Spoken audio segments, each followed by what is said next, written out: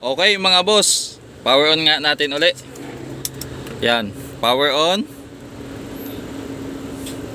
Tagal magsis. Ayan, may ogong. Okay, ayan. Ayan. So mapapansin nyo yung ginaya natin sa yung ginaya natin na napanood natin sa Facebook, na naglagay lang siya dito ng clip, at pagkabit dito gumana na o nawala na yung humming. Totoo ba yun? Totoo naman yun mga boss, at nangyayari talaga yun ha. Ang nangyari kasi dyan, from dito papunta dito dapat connected talaga sila, regardless kung may wire o hindi, kasi grounding yan mga boss, ba naka body ground to, naka tornilyo sa chassis, dapat may continuity yan. So paano yan? Kuha tayo ng tester, tingnan nga natin ito kung connected yan. Naka times 1 tayo. So pag connected, papalo yan. Mas madaling unawain kasi pag pag connected. So tester natin dito yan. Tapos ito sa body, ayan.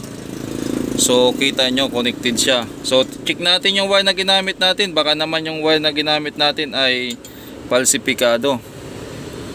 Ayan, gumagana mga boss. So bakit hindi gumana dito sa ginawa natin yung nasa video?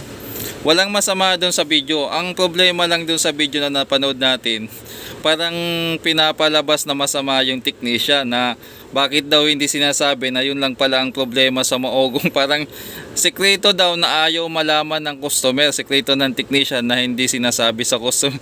Parang insinuation doon sa video, tinatago ng customer at ng technician.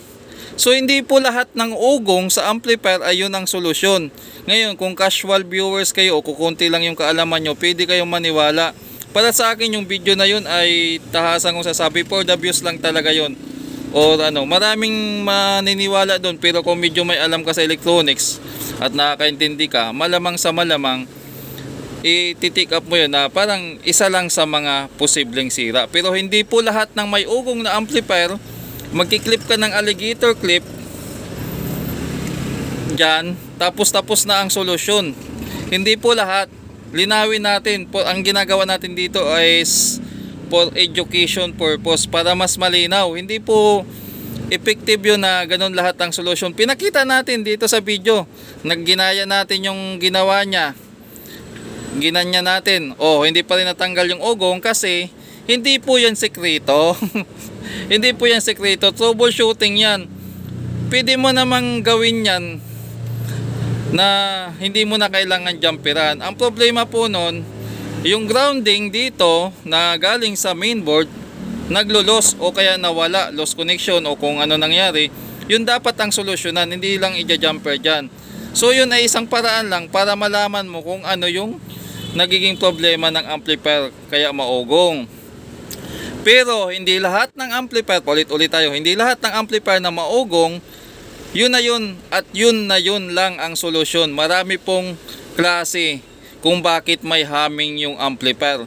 Isa na dito, i-share natin, bakit may ugong yung amplifier na to.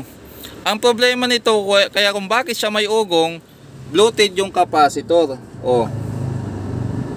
Sa tingin nyo mga customer, magagawa nyo yan. Pwede siguro kung marunong kayo magkabit, magtanggal, maghinang. Pero minsan po hindi lang din dyan ang sira, pwede ring hindi pantay yung supply or missing ang supply, kaya kailangan talaga ng technician para tumingin. Pwede kayo mag DIY, pero lang yan, tsambahan kung mapagana nyo. Hindi, kung yun ang pinakasira, pwedeng mapagana. Paano kung mas malalim na yung sira? Marami pong kusa, marami pong dahilan kung bakit nasisira o umuugong yung amplifier. Hindi lang doon sa napanood natin ay maniniwala na agad tayo na yun at yun lang. Yun lang naman ang pinupunto ko. Ang labas lang kasi parang masama ang impression. Bakit daw kasi hindi sinasabi ng mga technician? So hindi naman lahat ng technician sasabihin na yun lang ang gagawin yun na yun eh. Kasi kung technician ka talaga, alam mo na may proper procedure sa pagto-troubleshooting, di ba? Kasi kung technician ka talaga at napag-aralan mo sa school, may proper procedure po yan. At hindi lang lahat ng ugong or humming sa amplifier ay yun ang solusyon. Ang pinakatamang term dyan ay isa sa mga solusyon, isa sa mga naging problema kung bakit nagkaroon ng humming. Pero hindi lang yun yung pinaka problema niya. Yun lang naman pinupunto. Bakit pabalik-balik tayo? Kasi may mga nanonood ng video natin na hindi nanonood ng kompleto, pa-skip, ini-skip. Kaya yung video natin, inuulit-ulit natin yung sinasabi natin. Muli, hindi lang yung paglalagay dyan ng clip, mawawala na yung ugong. Gayahin nyo all you want. Pero sure ako, pwedeng may tumama sa inyo na yun ang problema, pwede rin hindi pa rin.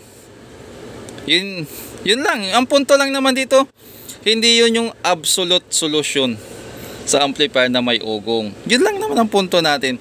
Wala tayong yun nga lang, intuition, nabubulol lang.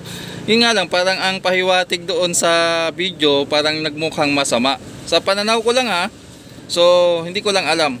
Nagmukhang masama yung technician kasi sabi, sekreto ng mga technician na ayaw malaman ng customer. Parang, ibig sabihin, parang tinatago. Parang tinatago ng technician. So, para sa mga customer naman, pwede pong yun ang problema ng amplifier nyo, pwede rin hindi.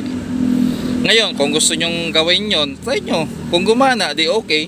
Kung hindi gumana, ibig sabihin, hindi po yun yung problema ng amplifier nyo. Ganun lang naman ang problema nyan.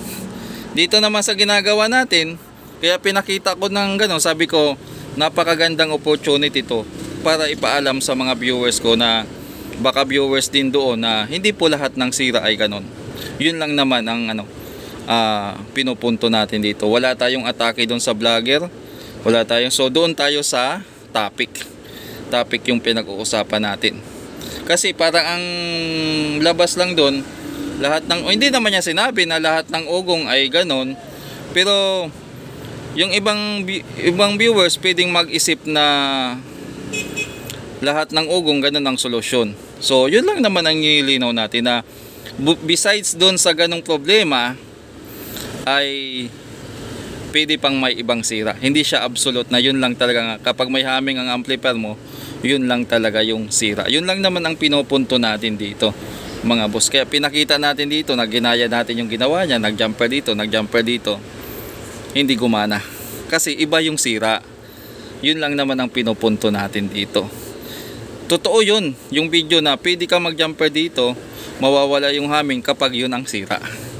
Walang grounding between dito. So dapat kasi pag tinister mo yan, may mariread ka. Halimbawa, ulit ko, baka naman may nag-skip. Ulitin natin. Naka times 1 tayo. Sa mga nakakaintindi ng tester, alam niyan.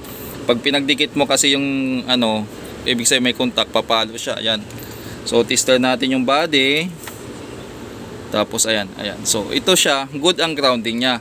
Kaya kahit lagyan mo ng ganitong jumper wire ay walang mangyayari kasi hindi doon ang sira. Yun lang.